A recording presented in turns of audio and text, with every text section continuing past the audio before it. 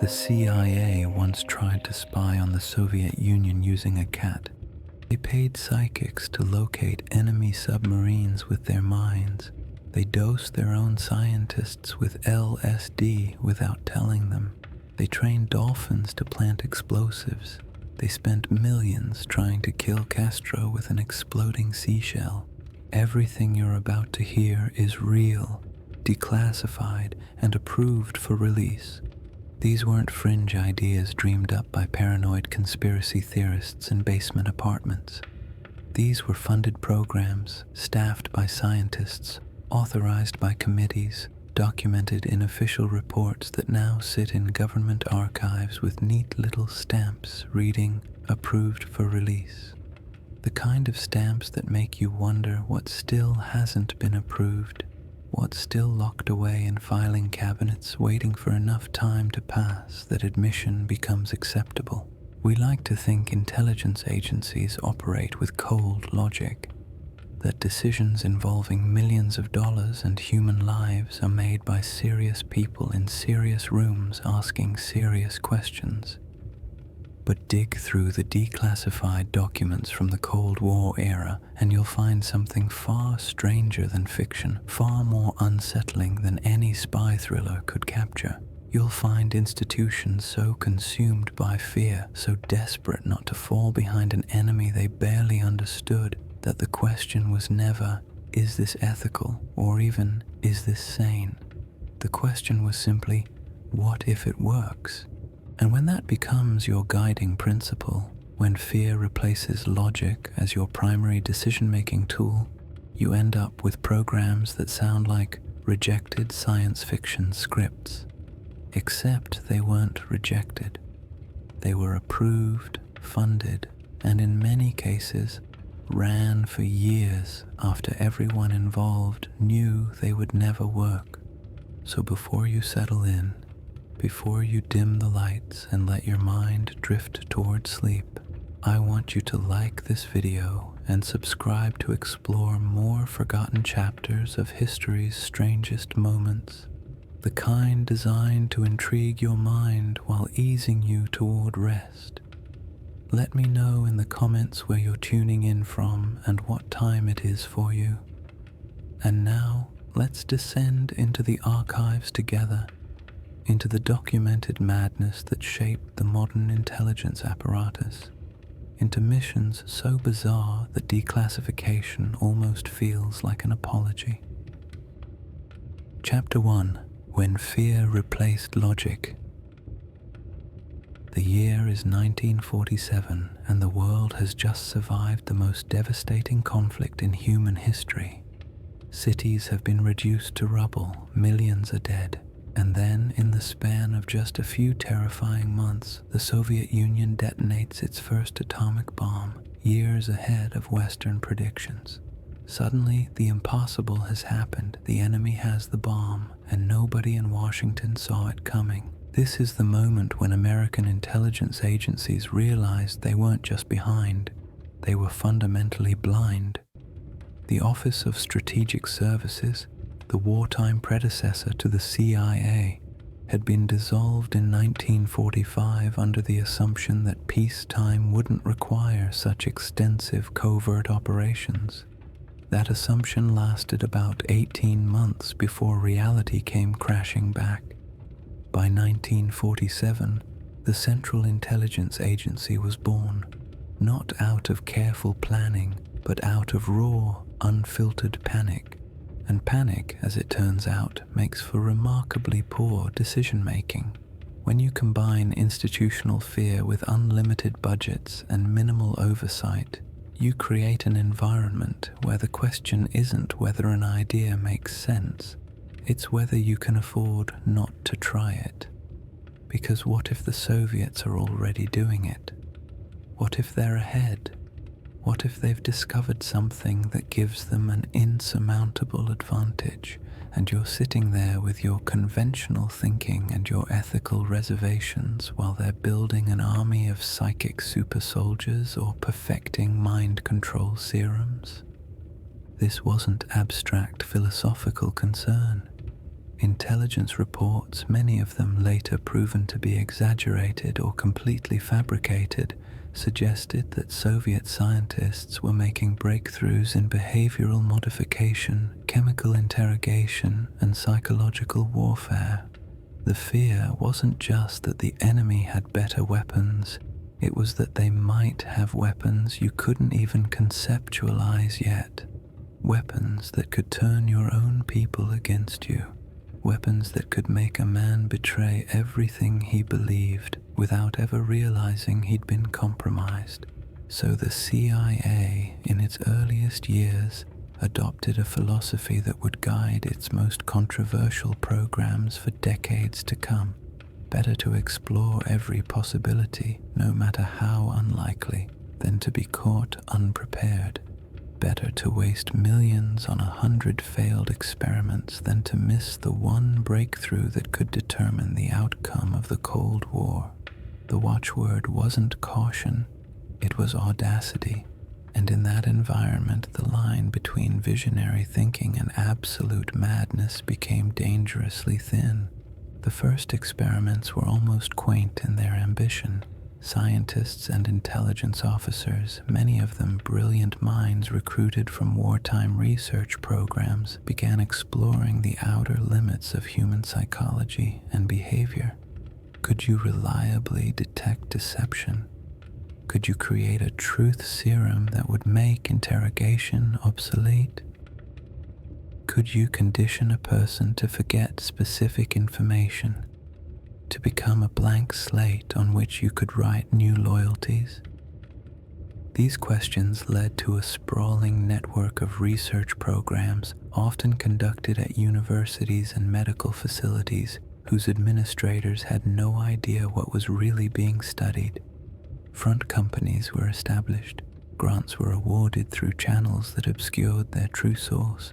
Promising researchers were approached with offers of funding that came with very few questions about methodology or ethics.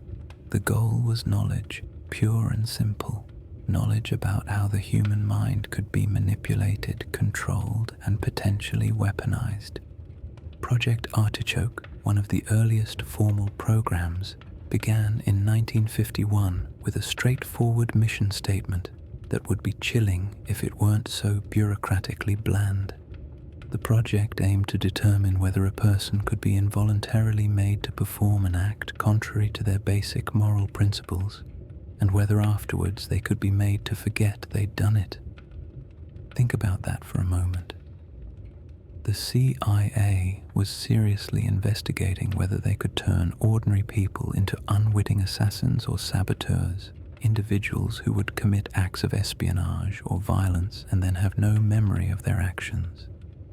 The methods explored under Artichoke read like a catalogue of every thriller movie cliché you've ever encountered, except these weren't fictional plot devices. They were actual experimental protocols. Researchers tested hypnosis both alone and in combination with drugs. They explored the use of morphine addiction and withdrawal as a means of behavioral control. They investigated whether electromagnetic fields could influence brain function. They dosed subjects with a dizzying array of chemical compounds, everything from barbiturates to stimulants to early psychedelics, documenting the effects with clinical detachment. And here's the crucial detail that separates these programs from mere academic curiosity: they weren't theoretical. These experiments involved real human subjects, though the term subject implies a level of voluntary participation that often didn't exist. Some were prisoners who were offered reduced sentences or better treatment in exchange for participation. Some were military personnel who were told cooperation was expected. Some were patients in psychiatric facilities who were in no position to provide meaningful consent, and some, disturbingly, had no idea they were part of an experiment at all. The logic, such as it was, operated on a sliding scale of justification. If the Soviets were doing similar research, and intelligence suggested they were, then American scientists needed to understand the same techniques both to defend against them and potentially to deploy them. If a chemical compound could break down psychological resistance in an enemy agent, you needed to know how it worked so you could protect your own people from it. And if that meant testing it on Americans first, well, that was simply the price of national security. This is where the institutional mindset becomes genuinely fascinating in a disturbing way. The people running these programs weren't cartoonish villains. They were career intelligence officers, respected scientists, medical professionals with prestigious credentials. Many of them genuinely believed they were serving a higher purpose, protecting American lives by exploring difficult truths about human nature. The ethical concerns that seem so obvious in hindsight were, in that moment, subordinated to what seemed like existential necessity. The early 1950s saw an explosion of research into behavioral modification, and not all of it was happening in shadowy government facilities. Some of the most important work was being conducted at major universities, funded through grants that carefully obscured their CIA origins. Researchers at prestigious institutions were essentially doing the agency's work without necessarily understanding who was really paying for it or why their findings mattered. One particularly revealing aspect of these early programs was the casual way documentation discussed potential harm. Internal memos would note that certain procedures might cause temporary psychological distress or transient memory impairment, with the kind of detached language you'd use to describe minor side effects of aspirin. The possibility of permanent damage was acknowledged but treated as an acceptable risk in pursuit of knowledge that could save countless lives in a future conflict. The thing about fear-driven research is that it becomes self-perpetuating. Every experiment that fails to produce results doesn't discredit the underlying premise, it just suggests you haven't found the right approach yet. Every tantalizing hint of success, even if it can't be reliably replicated, justifies expanding the program. And in the closed world of classified research, where peer review means a handful of people with security clearances rather than the broader scientific community, bad ideas can flourish for years before anyone questions the fundamental assumptions. By the mid-1950s, the CIA was running multiple overlapping programs focused on mind control, behavioral modification, and psychological warfare. They had different names, different administrators, different specific goals, but they all shared the same basic premise that human consciousness was a puzzle that could be solved, a system that could be hacked if you just found the right combination of chemicals, techniques, and psychological leverage. The researchers involved genuinely believed they were on the verge of breakthroughs. Reading the declassified documents, you can sense the excitement, the conviction that they were exploring uncharted territory that would revolutionize intelligence work. They documented everything meticulously, creating a paper trail that would eventually become deeply embarrassing when these files were finally released decades later. What they were creating, though they couldn't see it at the time, was a framework that would justify increasingly extreme experiments. Each program built on the findings of previous research, pushing the boundaries a little further, testing compounds that were a little more dangerous, using methods that were a little more invasive. The progression was gradual enough that nobody seemed to notice how far they drifted from anything resembling ethical research practices. And through it all, the justification remained constant. What if the enemy is doing this? What if they're ahead? What if we're the only ones handicapping ourselves with moral concerns, while our adversaries are making breakthroughs that will render conventional intelligence work obsolete. In the logic of the Cold War, caution wasn't prudence, it was potentially suicidal negligence. The question was never, is this ethical? The question was never, should we be doing this? The question, the only question that seemed to matter in those early years of institutional panic, was what if it works? And that question, asked without boundaries or meaningful oversight, would lead to some of the most disturbing chapters in American intelligence history. Chapters that were still years away from being written, but whose foundation was being carefully, methodically laid in these early experiments where fear had completely replaced logic and the normal guardrails of scientific research had been quietly removed in the name of national security. The stage was set, the precedents were established. The institutional culture that would produce the most bizarre and troubling covert operations in CIA history was now fully formed, and it was about to get much, much stranger. Chapter 2: Missions that should never have left the drawing board. There's a special kind of institutional insanity that occurs when you combine unlimited funding, minimal oversight, and the conviction that your adversary might be trying literally anything. It's the kind of environment where someone can walk into a meeting and say, "What if we surgically implanted a listening device in a cat?" And instead of being laughed out of the room, they receive a multi-million-dollar budget and a team of engineers. This actually happened. It's called Acoustic Kitty, and it represents perhaps the purest distillation of Cold War intelligence logic taken to its absurd conclusion. The concept was straightforward enough in that special way that completely unhinged ideas can seem straightforward when you're deep enough in the institutional mindset.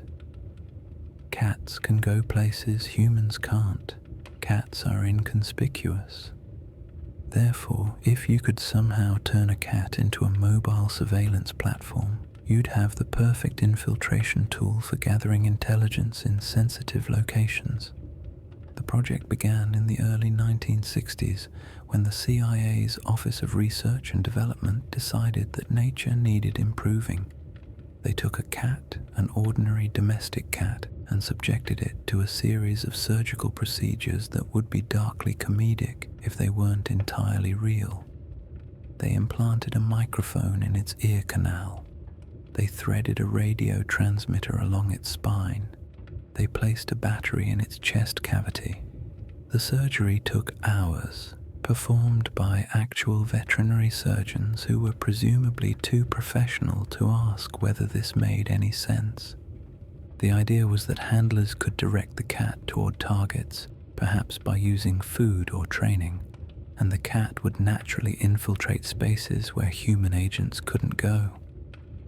The microphone would pick up conversations. The transmitter would relay them back to receivers, simple, elegant, and completely divorced from any understanding of how cats actually behave. The first field test was conducted near Soviet compounds in Washington. The cat was released with a specific target, a park bench where two men were having a conversation that the CIA wanted to monitor.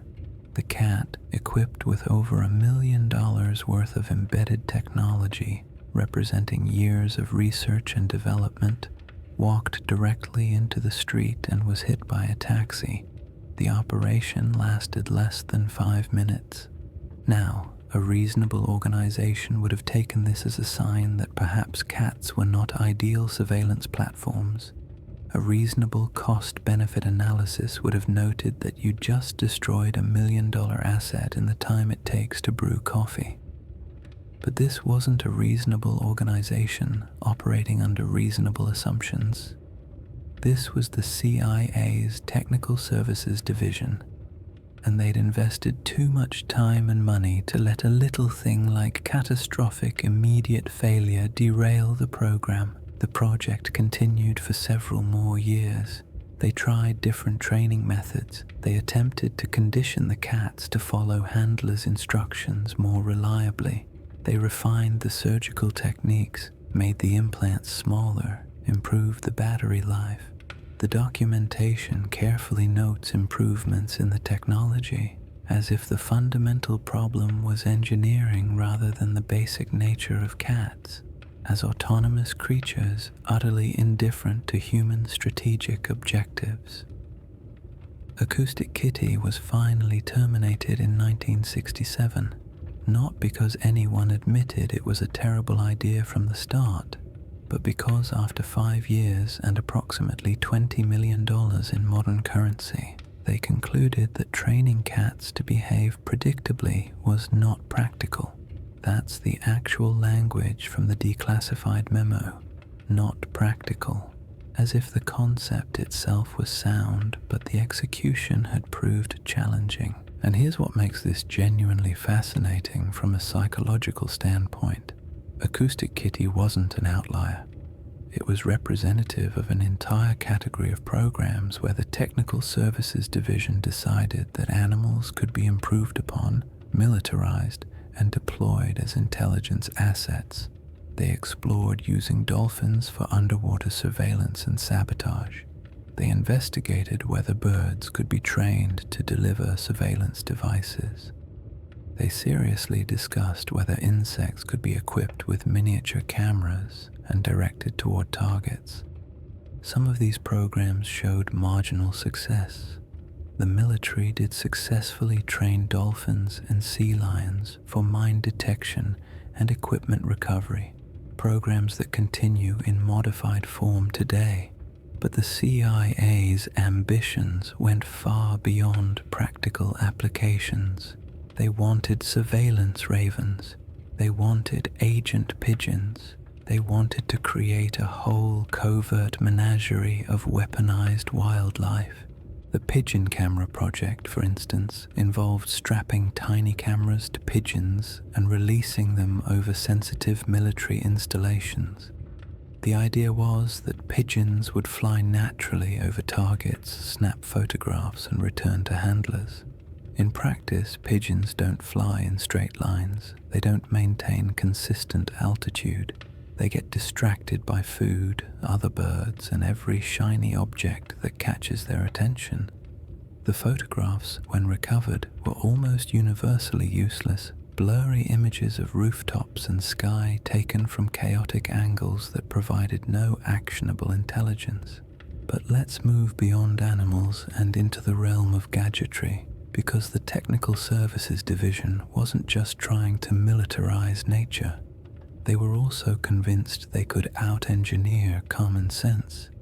The amount of money spent on devices that solved problems nobody actually had is staggering when you review the declassified inventory of Cold War spy equipment. They developed a rectal concealment device, which is exactly what it sounds like. A capsule designed to be hidden in a body cavity for smuggling documents or suicide pills.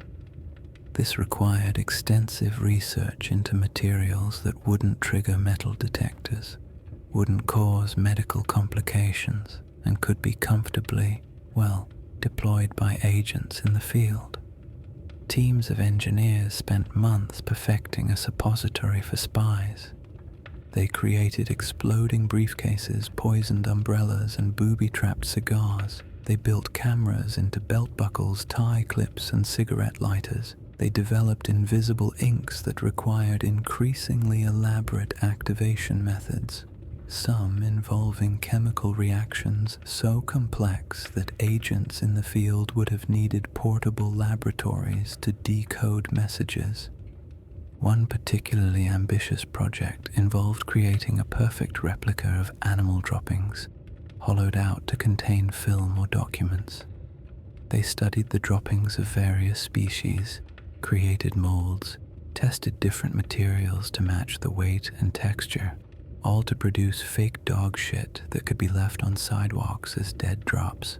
Grown adults with advanced degrees in chemistry and engineering were spending their days crafting artificial excrement for espionage purposes.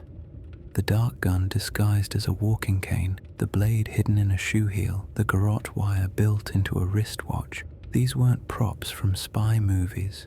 The movies got the ideas from actual CIA equipment catalogs. The Technical Services Division maintained workshops that would have made Q from the James Bond films jealous. Except unlike the movies, most of this equipment either didn't work reliably or solved problems that didn't exist outside of screenwriters' imaginations. They became obsessed with miniaturization, convinced that making devices smaller would somehow make them more effective. They developed microfilm so fine that entire documents could be reduced to the size of a period on a page. Beautiful engineering, genuinely impressive technical achievement, and almost completely impractical because reading such microfilm required specialized equipment that agents in hostile territory typically didn't have access to. The listening devices got smaller and smaller. They created bugs that could be embedded in walls, furniture, even gift items. The famous Great Seal bug, a listening device hidden in a wooden replica of the Great Seal of the United States and gifted to the American ambassador in Moscow, actually worked for years before being discovered. It was a Soviet creation, but it inspired the CIA to develop increasingly sophisticated variations. They built bugs into electric outlets, telephone receivers, and picture frames. They developed directional microphones that could allegedly pick up conversations through walls or windows from considerable distances. Some of this technology was genuinely innovative. Some of it was expensive garbage that barely functioned outside of controlled laboratory conditions. The problem was institutional momentum. Once a program received funding and staff, canceling it became a bureaucratic challenge regardless of results. Failure didn't terminate projects, it justified additional research to address the shortcomings identified in preliminary testing. That phrase appears over and over in declassified memos, a polite way of saying it didn't work, give us more money to try again. In a normal organization, failure ends a project. In intelligence agencies during the Cold War, failure often justified expanded budgets because the potential applications were considered too valuable to abandon based on initial setbacks. The logic became circular. We haven't succeeded yet, which proves we need to keep trying, which justifies more funding, which produces more failures, which demonstrates the challenging nature of the work, which justifies continued support. Project Oxcart, the development of the A-12 reconnaissance aircraft, cost over $800 million and produced a plane that flew a handful of operational missions before being retired. But at least it flew. At least it achieved its design objectives, even if those objectives turned out to be less strategically valuable than anticipated. The truly absurd programs were the ones that consumed resources for years while producing nothing but reports explaining why the next phase of research would surely yield breakthroughs. The CIA's venture into drug development represents perhaps the most disturbing intersection of ambition and incompetence.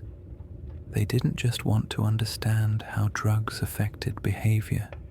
They wanted to create designer compounds that could reliably produce specific psychological effects. They wanted a drug that would make someone tell the truth, a drug that would induce amnesia, a drug that would make someone suggestible enough to follow instructions that violated their moral code. The pharmacological research consumed budgets that would make pharmaceutical companies envious. They tested hundreds of compounds on thousands of subjects. They combined drugs in novel ways, looking for synergistic effects. They varied dosages, administration methods, and environmental factors. And after years of research, they discovered what any competent pharmacologist could have told them from the start. Human neurochemistry is far too complex and individual variation too significant for reliable behavioral control through chemical means alone. but admitting that would have meant shutting down programs that employed hundreds of people and had become institutionally important regardless of their practical value. So the research continued, the reports kept circulating, and the quest for a perfect truth serum or amnesia drug or mind control pill kept consuming resources that could have funded legitimate intelligence work. The really sobering thing about these programs isn't that they failed, it's how long they continued after it became clear they were failing. Acoustic Kitty ran for 5 years. Various drug research programs ran for over 2 decades. The remote viewing program, which we'll discuss more later, consumed resources for more than 20 years, despite producing no actionable intelligence that couldn't have been obtained through conventional means. This wasn't incompetence in the traditional sense. The people running these programs were often brilliant in their specific fields. The problem was institutional culture that had lost any meaningful connection between resources expended and results achieved. The question wasn't, is this working? The question was, could this potentially work if we just refined it a bit more? And in the classified world where programs were judged by other people already invested in similar logic, that question could justify almost anything. The gadgets got stranger, the ambitions more granular, and the gap between concept and execution wider. They wanted invisible aircraft. They wanted silent helicopters. They wanted weapons that left no trace. Some of these ambitions eventually bore fruit. The stealth technology that seemed impossible in the 1960s became reality by the 1980s. But for every successful program, there were dozens that consumed millions of dollars before being quietly shelved with vague explanations about technical challenges. And through it all, the documentation maintained a tone of bureaucratic normalcy. Reports on exploding seashells designed to assassinate Castro read like product development memos from a consumer goods company. The language was professional, the formatting standard, the content absolutely insane. This disconnect between form and substance runs through thousands of pages of declassified material.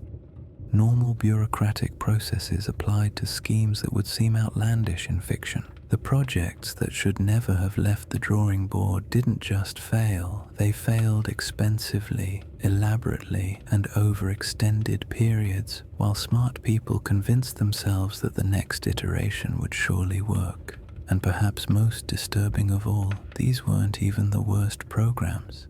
These were just the absurd ones, the ones that seem darkly comic in hindsight. The truly troubling operations were still ahead, waiting in the classified annexes where the experiments stopped being merely wasteful and became something far darker. Chapter 3: When the CIA Turned Inward. There's a moment in the progression of institutional overreach where the logic shifts in a way that's almost imperceptible at first. You start with the premise that you need to understand how the enemy might attack your people. Then you convince yourself that the only way to truly understand these techniques is to test them. And then, quietly, without anyone ever explicitly stating the transition, you begin testing them on your own people, not enemies, not volunteers who understand what they're signing up for, your own citizens, your own employees, people who trust that their government won't use them as laboratory animals. This is where the story stops being darkly amusing and becomes genuinely disturbing. This is where we need to talk about MK Ultra. Project MK Ultra began in 1953, authorized by CIA Director Alan Dulles himself, with a scope so broad and undefined that it essentially gave researchers permission to explore any avenue of behavioral modification they deemed promising. The official goal was to develop techniques for interrogation and psychological warfare. The actual implementation was a sprawling network of experiments that would continue for 2 decades and involve thousands of unwitting participants in programs that ranged from unethical to genuinely criminal. The project was subdivided into roughly 150 separate sub-programs, each exploring different aspects of mind control and behavioral manipulation. Some focused on hypnosis, some explored sensory deprivation, some investigated the effects of various drugs, particularly hallucinogens. Some combined multiple techniques, looking for synergistic effects that might produce reliable methods of psychological control. And crucially, many of these experiments were conducted on subjects who had no idea they were being experimented on at all.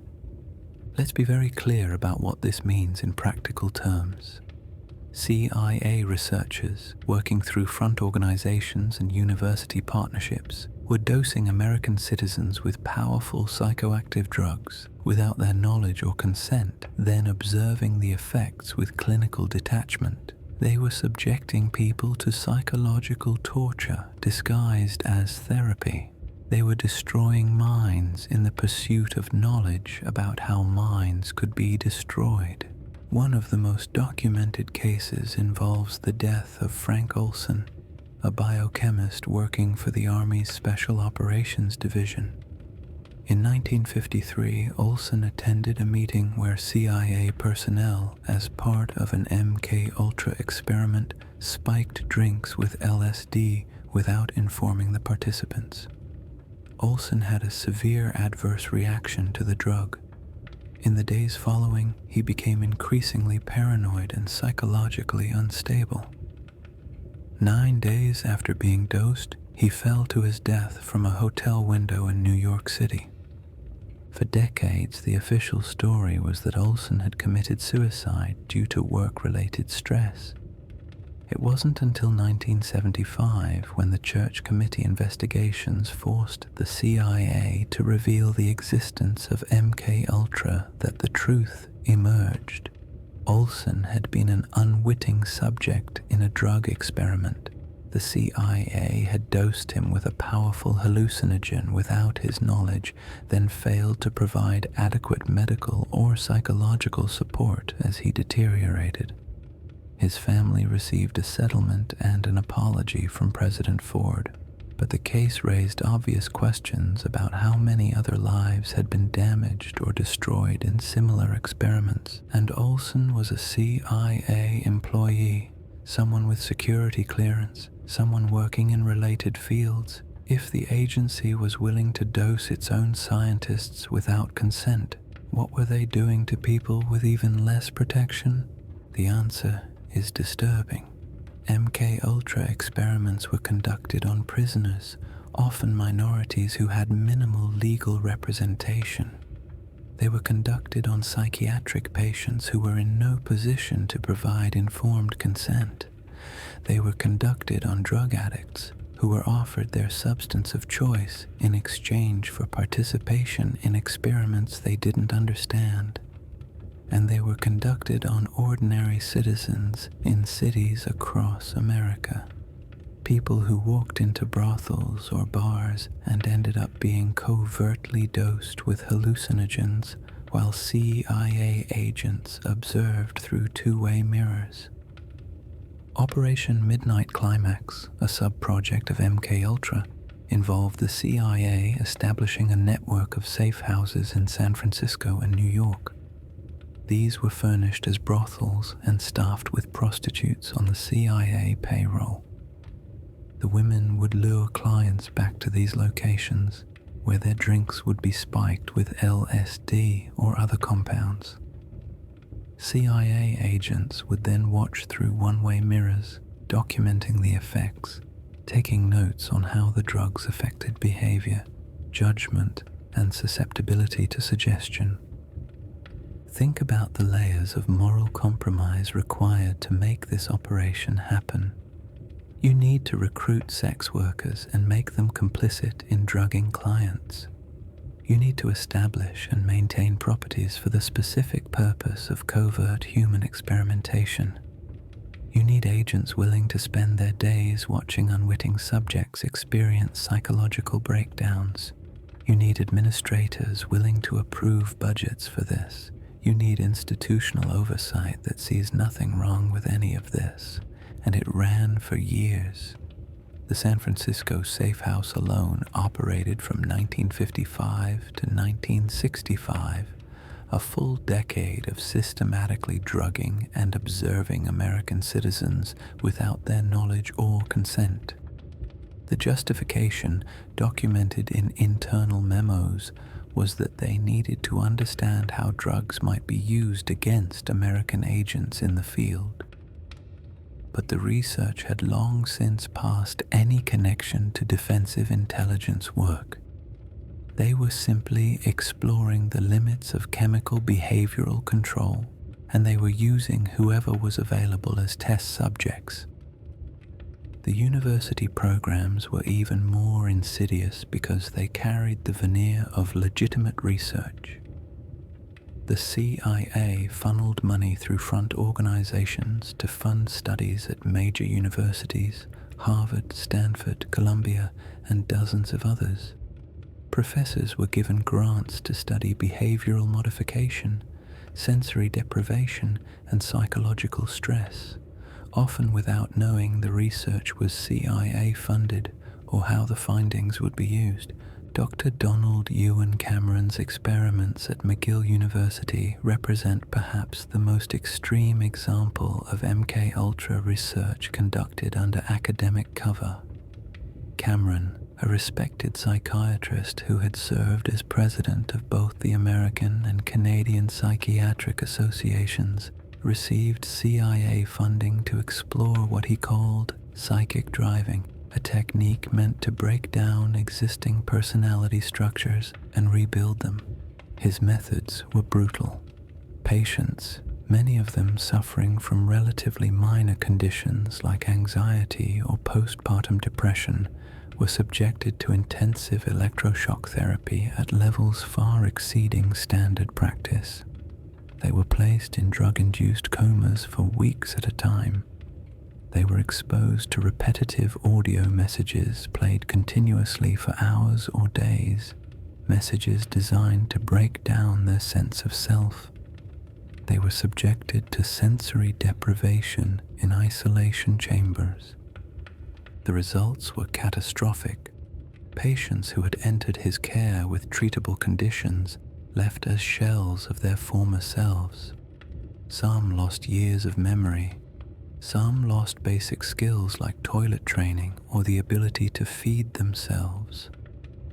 Some never recovered, spending the rest of their lives in psychiatric institutions, their minds shattered by treatments that were supposed to heal them. Cameron's research notes, later declassified, show a chilling detachment. He documented the destruction of human minds with the same clinical language you'd use to describe a chemistry experiment. When patients deteriorated, he noted it as data. When they lost fundamental cognitive abilities, he recorded it as an outcome. The possibility that he was inflicting permanent, irreversible harm on vulnerable people seemed not to trouble him at all, and the CIA funded this for years. They read his reports, they knew what he was doing, and they continued to funnel money to his research because the goal of understanding how to break down and rebuild human personality was considered valuable enough to justify the human cost. The sensory deprivation experiments explored how isolation affected psychological stability.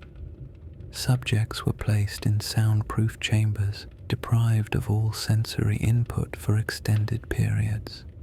Some were suspended in tanks of water heated to body temperature, floating in darkness and silence. The goal was to determine how quickly psychological defenses would break down when deprived of external stimulation. The findings were predictable to anyone with basic knowledge of psychology. Prolonged sensory deprivation causes hallucinations, paranoia, and psychological breakdown. People lose track of time. They begin to hear voices. Their sense of self becomes unstable. This had been documented in research going back decades, but MKUltra researchers conducted their own experiments anyway, using unwitting subjects to confirm what was already known, causing psychological damage in pursuit of data that already existed. The hypnosis experiments sought to determine whether people could be hypnotically programmed to commit acts against their will. Could you turn someone into an unwitting courier who would deliver a message and then forget they'd done it? Could you create a hypnotically induced amnesia barrier that would prevent someone from remembering classified information even under interrogation? Could you, as thriller novels suggested, create a Manchurian candidate, an assassin who could be triggered by a specific signal? The researchers tried everything. They combined hypnosis with drugs. They used trauma to increase suggestibility. They explored whether people in certain psychological states were more vulnerable to hypnotic control. And after thousands of hours of experimentation on hundreds of subjects, they discovered what every serious hypnosis researcher had known for decades. You can't reliably make people violate their core values through hypnosis alone. Hypnosis increases suggestibility but doesn't override moral identity. But the damage was done. The subjects in these experiments had been manipulated, deceived, and in some cases traumatized by researchers who saw them not as people, but as data sources. The fact that the experiments failed to achieve their objectives didn't undo the harm inflicted in pursuit of those objectives. What makes the MKUltra documentation particularly chilling is the casual tone. Internal memos discuss expendable subjects, people whose psychological destruction was considered acceptable collateral damage. There are references to ensuring that certain experiments used subjects who wouldn't be believed if they later claimed to have been drugged or experimented on, prisoners, psychiatric patients, people on the margins of society whose testimony would be dismissed. The line between enemy and asset, between foreign threat and American citizen, had quietly disappeared. The same techniques being developed to use against Soviet agents were being tested on Americans. The same disregard for consent and human dignity that might be rationalized when dealing with enemy combatants was being applied to vulnerable populations within the United States, and everyone involved knew it was wrong. The extensive efforts to maintain secrecy, the use of front organizations, the destruction of records when congressional investigations began, all of this demonstrates that the people running these programs understood they were crossing moral and legal lines. They weren't confused about ethics. They simply believed that the potential intelligence value justified any means necessary. In 1973, as congressional investigations into intelligence abuses were beginning, CIA Director Richard Helms ordered the destruction of all MKUltra records. This wasn't routine document disposal.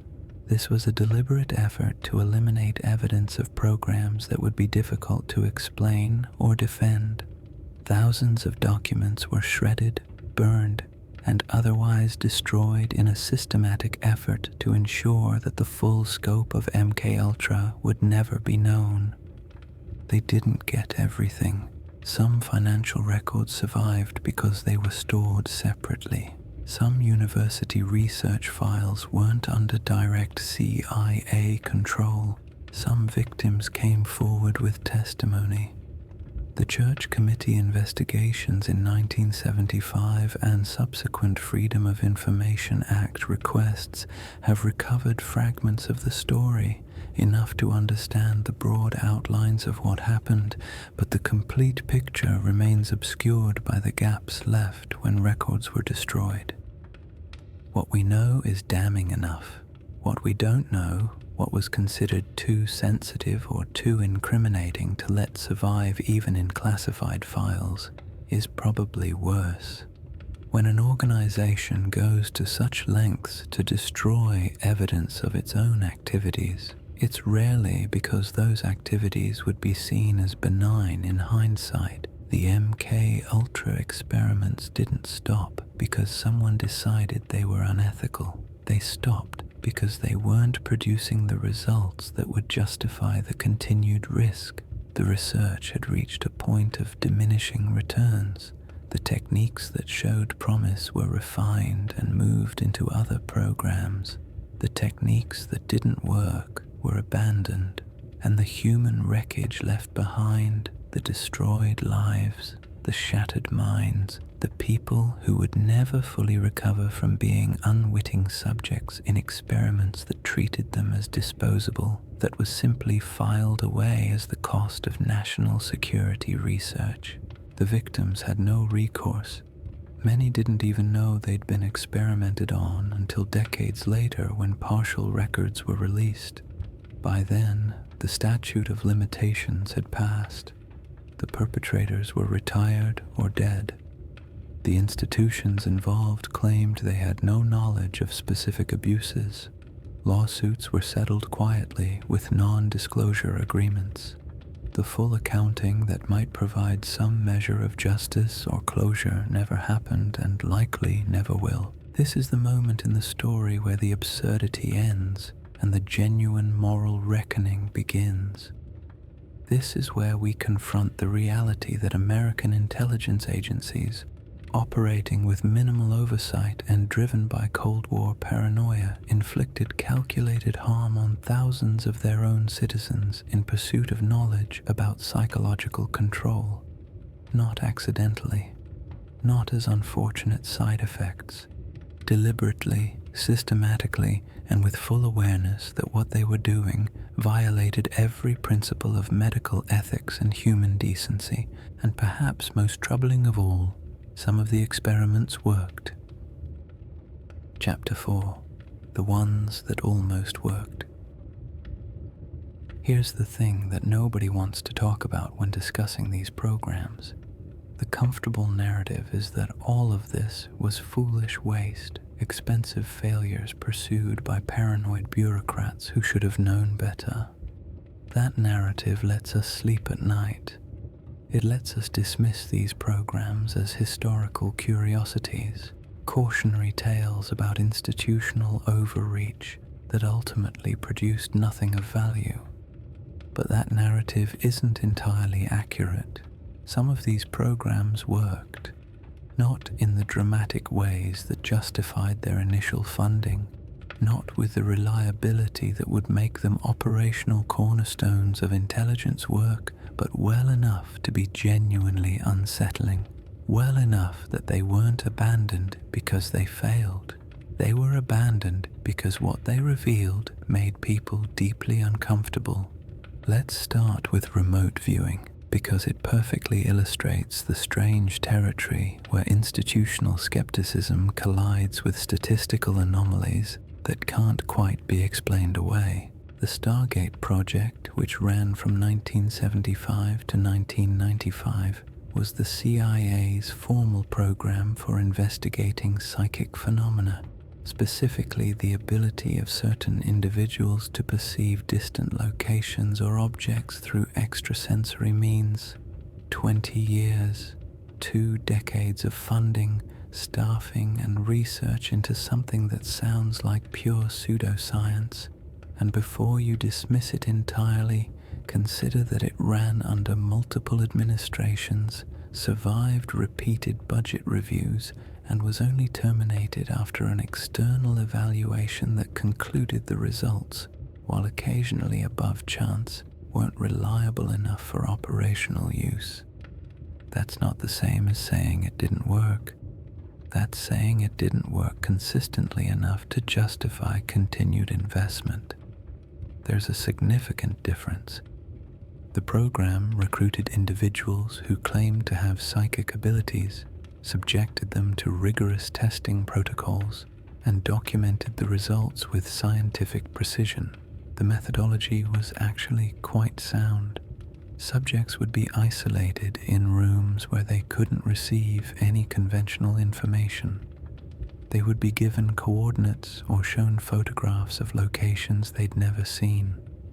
Then they would describe what they perceived, producing drawings and written descriptions that were later compared to the actual targets. Most of the results were exactly what you'd expect, vague descriptions that could apply to almost anything, drawings that bore no meaningful resemblance to actual locations. Pure chance performance that confirmed psychic phenomena was nonsense, but not all of them. A small percentage of sessions produced results that were statistically significant, descriptions that matched target locations with specificity that was difficult to attribute to luck or cold reading. One of the most famous examples involved remote viewer Joseph McMoneagle, who was asked to describe a location in the Soviet Union based solely on geographic coordinates. He produced detailed drawings and descriptions of a large building under construction near a body of water. Satellite imagery later confirmed that he had accurately described a new Soviet ballistic missile submarine under construction at a naval facility. The details matched: the configuration of the building, the proximity to water, elements that would be nearly impossible to guess based on coordinates alone. Now, skeptics can and do offer alternative explanations. Perhaps McMoneagle had access to information he wasn't consciously aware of. Perhaps the match was coincidental, and the apparent specificity is confirmation bias, remembering the hits and forgetting the many misses. Perhaps the documentation was selectively preserved to make the program look more successful than it actually was. All of these are reasonable critiques, but here's what makes it genuinely unsettling. The program continued for 20 years because enough sessions produced above-chance results that shutting it down felt like potentially abandoning a capability that might, under the right circumstances, provide actionable intelligence. The cost of maintaining the program was minimal compared to other intelligence collection methods. The potential payoff, if it worked even occasionally, was significant enough to justify continued funding. The final evaluation that led to the program's termination concluded that remote viewing couldn't be used reliably for intelligence operations. But buried in that evaluation were acknowledgments that some subjects demonstrated results that exceeded chance expectations. The language was carefully hedged, not conclusive enough to justify operational deployment, but not dismissive enough to completely debunk the phenomenon. The program ended not because it definitively failed, but because after 2 decades they couldn't make it reliable enough to be useful. And perhaps more importantly, because having an official psychic spy program was becoming increasingly difficult to justify to oversight committees and the public. The risk to institutional credibility outweighed the marginal intelligence value. Think about what that means. The CIA ran a program investigating psychic phenomena for 2 decades and concluded it was statistically interesting but operationally useless. That's a very different conclusion from psychic phenomena don't exist. It's more like, we can't reliably weaponize this. That's not the same thing at all. Now let's talk about pharmacological research, because while the quest for a perfect truth serum failed, the research wasn't entirely fruitless. The various compounds tested under MKUltra and related programs did produce insights into how drugs affect cognition, memory, and psychological state. Some of these insights were genuinely valuable, just not in the ways originally intended. The research into using drugs to enhance interrogation didn't produce a magic serum that made people tell the truth, but it did identify compounds that lowered psychological defenses, increased anxiety, and made subjects more vulnerable to skilled interrogation techniques. Used in combination with other methods, prolonged isolation, sleep deprivation, psychological manipulation. These drugs did increase the likelihood that subjects would provide information. This isn't hypothetical. Declassified documents from the Senate Intelligence Committee's investigation into enhanced interrogation techniques used during the War on Terror show clear lineage to MKUltra era research. The psychological manipulation tactics, the use of drugs to increase stress and disorientation, the combination of chemical and psychological pressure, all of this built on findings from programs that officially ended in the 1970s. The knowledge didn't disappear when the programs were terminated. It was refined, repackaged, and deployed in new contexts. The specific experiments might have been abandoned, but the insights they produced became part of institutional knowledge about how to break down psychological resistance. That knowledge is still being used, just under different names and with more carefully crafted legal justifications. The sensory deprivation research similarly produced findings that were operationally valuable, even if they didn't achieve the original goal of creating perfect amnesia or complete personality restructuring. The research confirmed that isolation combined with other stresses could be used to make subjects more compliant and suggestible. This became foundational to interrogation protocols that are still classified but whose effects we've seen in whistleblower testimony and leaked documents. Even some of the more absurd-sounding programs produced unexpected successes. The acoustic surveillance technology developed for failed projects like Acoustic Kitty contributed to advances in miniaturization and signal processing that found other applications. The money spent on implanting listening devices in cats was wasted, but the engineering challenges solved along the way, creating smaller microphones, more efficient transmitters, better batteries. Those advances were incorporated into devices that actually worked. This is the uncomfortable truth about failed programs. Failure is rarely total. Even the most ridiculous projects can produce secondary findings that justify, at least internally, the resources expended. And in the classified world, where cost-benefit analysis is subjective and success can be defined narrowly enough to validate almost any program, this creates a culture where nothing is ever truly a waste because something was learned.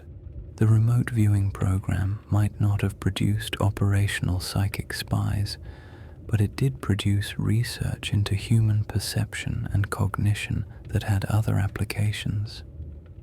The drug research might not have produced mind control serums, but it did produce insights into neurochemistry that advanced legitimate pharmaceutical development. The animal surveillance programs might have failed, but they advanced biotelemetry technology that's now used in wildlife research and medical monitoring. Every failure could be reframed as a learning opportunity. Every expensive disaster could be justified by pointing to secondary benefits or insights that might prove valuable in future programs. And in an environment where the potential cost of not exploring every possibility was framed as existential national security risk, this logic could sustain programs long past the point where any reasonable evaluation would have shut them down. But there's a darker implication here that needs to be acknowledged. If some of these programs produced results that were above chance, that were statistically significant even if not operationally reliable, then the decision to terminate them wasn't based solely on effectiveness. It was based on other factors: political liability, public perception, the difficulty of explaining to oversight committees why you're funding psychic research or dosing people with experimental drugs. The programs that were cancelled and declassified might not be the ones that failed completely.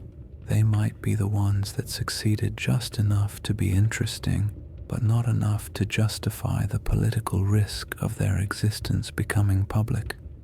The really successful programs, the ones that produced reliable operational capabilities, those would still be classified.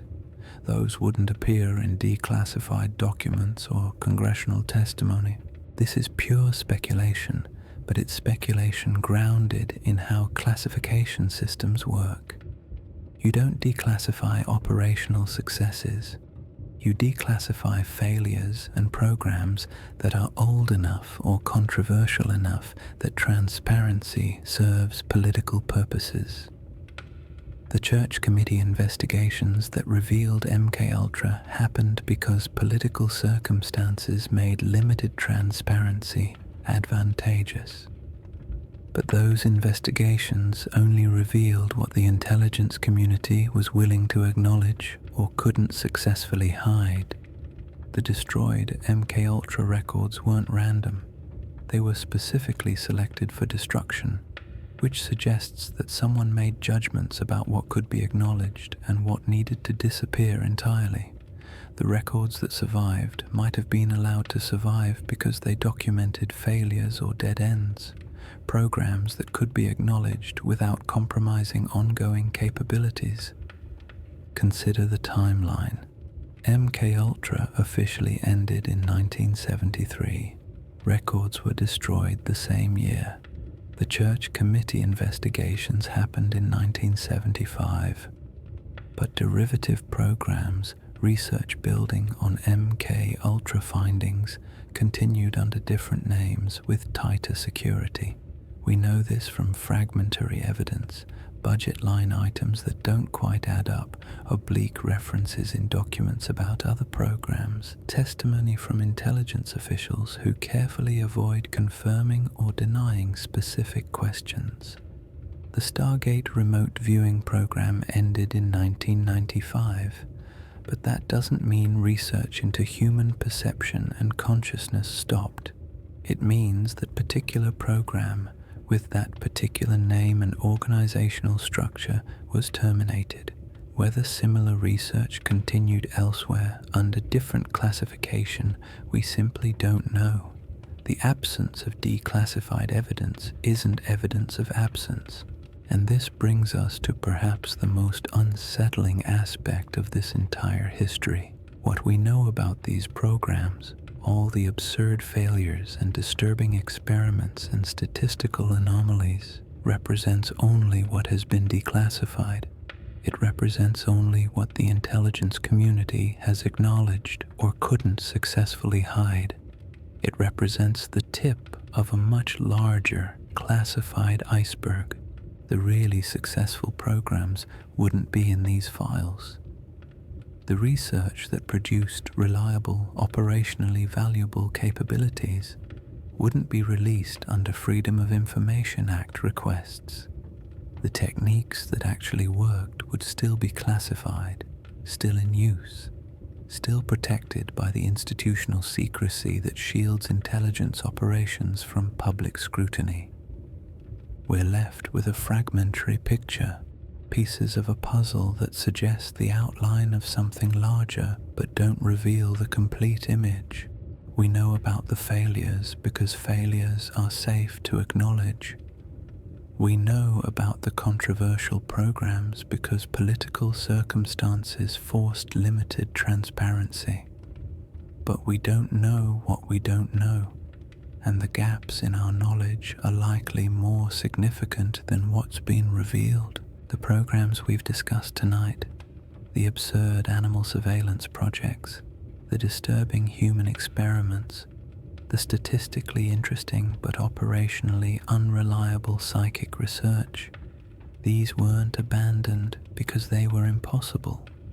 They were abandoned because they were impractical, too expensive relative to their limited success, too politically risky, too difficult to justify to oversight bodies increasingly skeptical of intelligence overreach.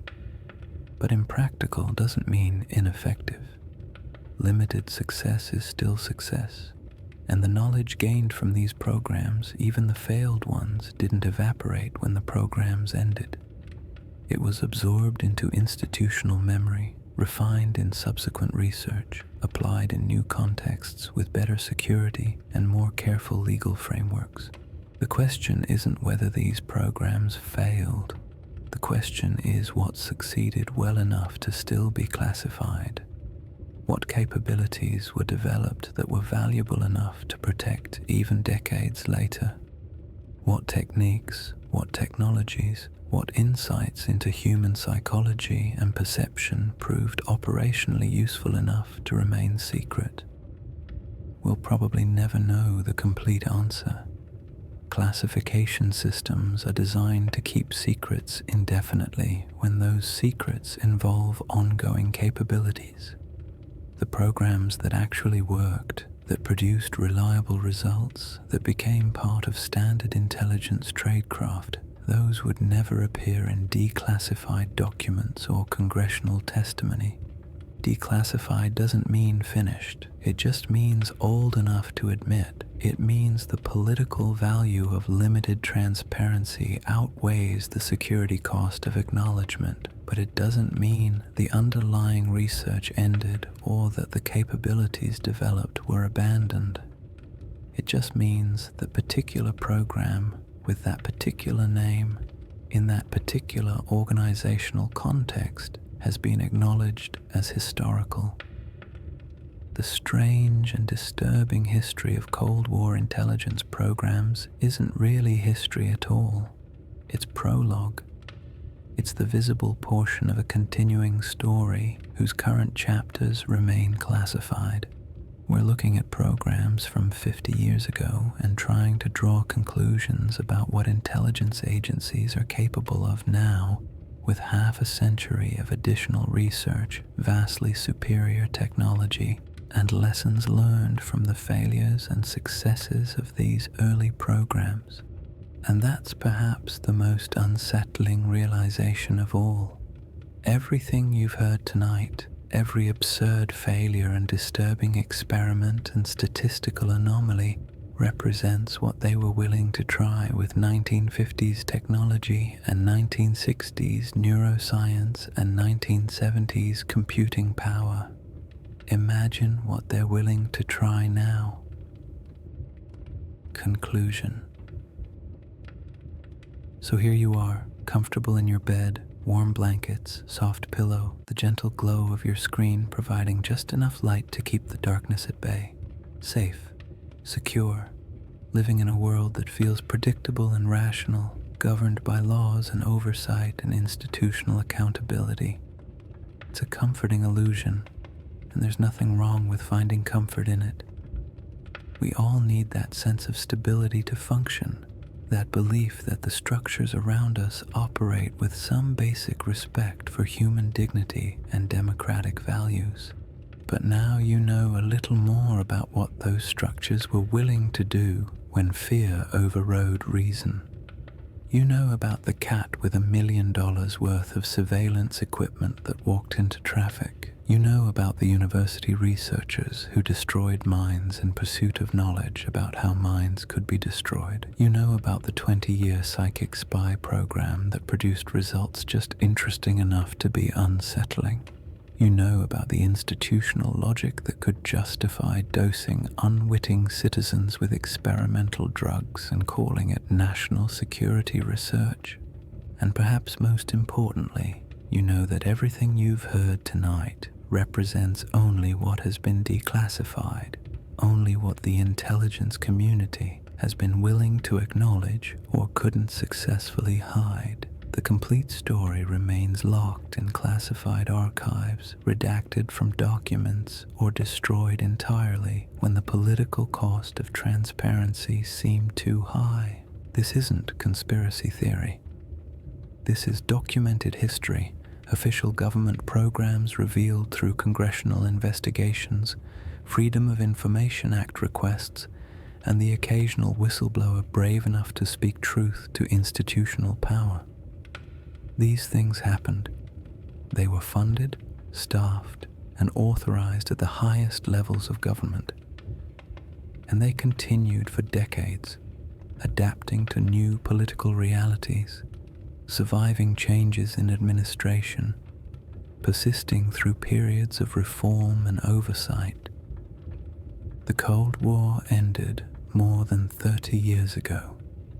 The existential threat that supposedly justified these programs, the fear of Soviet domination, the terror of nuclear annihilation, the paranoia about enemy mind control capabilities, all of that has faded into history. But the institutional structures that produce these programs still exist. The legal frameworks that enabled them have been refined, not eliminated. The oversight mechanisms that were supposed to prevent future abuses have been captured by the very agencies they're meant to monitor.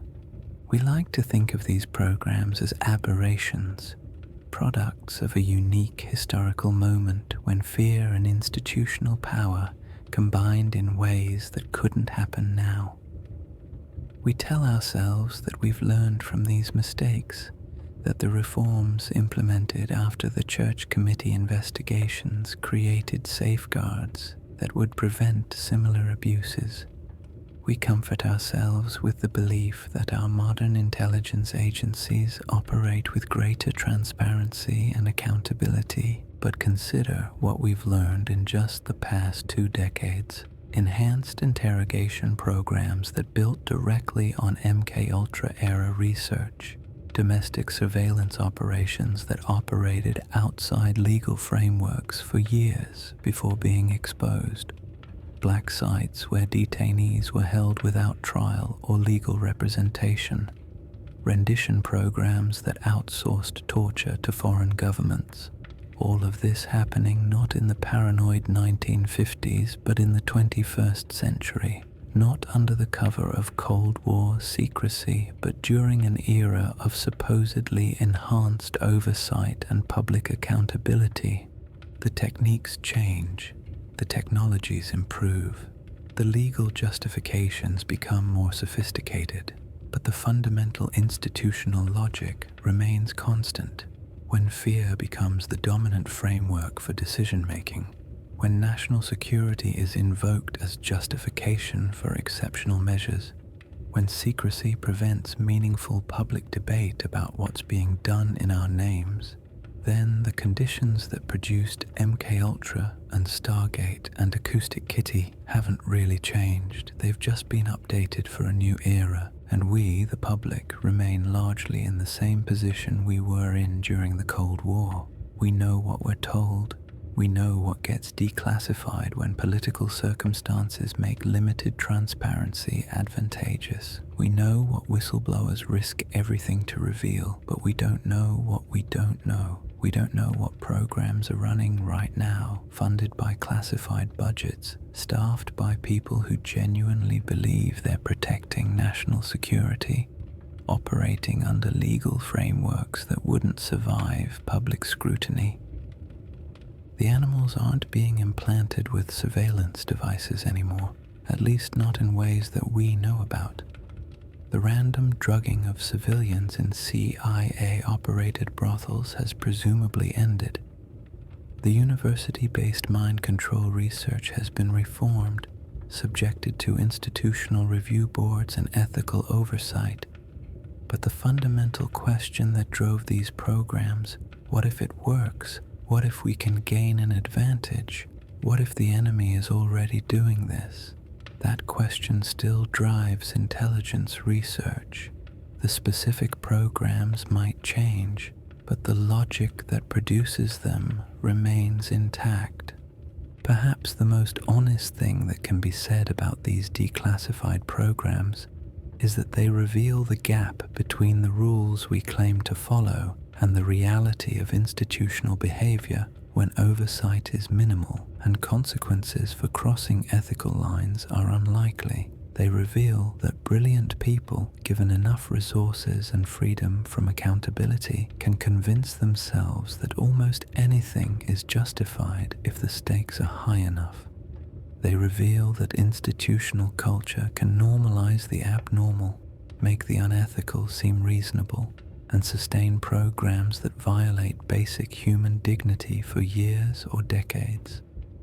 The comfort of distance, The decades that separate us from MKUltra and Stargate can make these programs seem like historical curiosities, strange relics of a more paranoid time. But they're not really distant at all. Some of the people who ran these programs are still alive. Some of the victims are still dealing with the consequences. Some of the techniques developed are still being used, refined and repackaged and deployed under different names. And the documents keep coming. Every few years, another FOIA request produces another tranche of declassified files. Another whistleblower comes forward with testimony about programs we didn't know existed. Another investigative journalist pieces together evidence of operations that were supposed to remain secret. The story isn't finished. We're still learning about what was done in the name of national security during the Cold War. Still discovering new dimensions of institutional overreach that previous declassifications hadn't revealed. What we'll learn about current programs 20 or 30 years from now, when today's classified operations are old enough to acknowledge, is impossible to predict.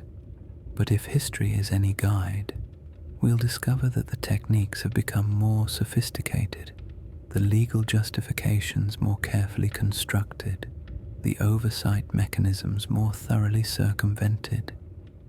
We'll learn about programs that seemed impossible or too extreme to actually exist, but did exist, funded and staffed and authorized at levels high enough to insulate participants from consequences. The question isn't whether intelligence agencies are currently running programs that would disturb us if we knew about them. The question is how long until we find out, and whether we'll care enough to demand meaningful change, or whether we'll simply absorb another round of disturbing revelations, express appropriate outrage, accept assurances that reforms have been implemented, and move on while the fundamental structures that enable these programs remain untouched. But that's a problem for the waking world, for citizens engaged in the difficult work of democratic oversight and institutional accountability. For now, in this moment, you're simply here to relax, to let your mind wander through the strange corridors of documented history, to find that peculiar comfort that comes from knowing that the past was weirder and darker than we usually acknowledge. The programs we've discussed tonight existed. They were real. They happened. And they reveal something true about institutional power and human nature. Something uncomfortable but important to understand. When oversight is weak and consequences are minimal, institutions will push boundaries in ways that violate the values they claim to uphold. When fear drives decision-making, ethical concerns become obstacles to be managed rather than principles to be honored. When secrecy prevents accountability, abuses aren't aberrations, but inevitable consequences of unchecked power. These aren't reassuring truths, but there's a strange kind of peace in facing them directly, in acknowledging the gap between how we want to believe institutions operate and how they actually function when nobody's watching. It strips away comforting illusions, but replaces them with clearer vision, with an understanding grounded in documented reality rather than hopeful assumptions. So, as you drift toward sleep, as the details of cats with implanted transmitters and university researchers destroying minds fade into the general haze of historical knowledge, what remains is perhaps simply this: vigilance matters, transparency matters, accountability matters. Not because they guarantee perfect behavior, but because their absence guarantees abuse. The programs that produced the most disturbing outcomes were the ones that operated in secrecy, that faced minimal oversight, that treated ethical concerns as naive impediments to necessary work. The world is complicated. National security is genuinely important. Intelligence work requires some level of secrecy to be effective. These aren't simple problems with obvious solutions, but the history we've explored tonight demonstrates the cost of letting those genuine complexities become justifications for abandoning basic ethical principles. The cost measured in destroyed lives, wasted resources, and institutional credibility damaged by programs that should never have been approved in the first place. Rest easy tonight, knowing that these particular programs, these specific abuses, are now documented history. The cat surveillance program has been terminated. The most extreme MKUltra experiments have ended. The psychic spy program has been shut down. These aren't ongoing threats, they're historical facts, strange and disturbing chapters in the long, complicated story of institutional power and human fallibility. But rest uneasy knowing that the story continues, that new chapters are being written in classified facilities by people who believe their work is essential, that the fundamental dynamics that produced these programs haven't been resolved. Rest with the awareness that declassified doesn't mean finished. It just means old enough to admit. Rest with the understanding that the gap between official narratives and classified reality remains, hidden behind security classifications and institutional secrecy. The past was strange, the present is unknowable, and the future will eventually become the past, declassified and documented and analyzed by people looking back from their own contemporary moment, trying to understand what we were thinking, what we were doing, what we justified in the name of security and fear. For now, though, just rest. Let the strange truths of documented history wash over you like background noise, interesting enough to occupy your conscious mind while your unconscious drifts toward sleep. The world is complicated and institutions are flawed and power corrupts and absolute secrecy corrupts absolutely. These are old truths, documented over and over throughout history. Tonight you've simply encountered another iteration, another collection of evidence supporting what we already know about human nature and institutional behavior. Tomorrow you can decide what to do with this knowledge, whether to engage more deeply with questions of oversight and accountability or simply file it away as interesting historical trivia. Tonight is just for rest, for letting your mind process these strange truths in whatever way brings you peace. Sweet dreams, or at least interesting ones.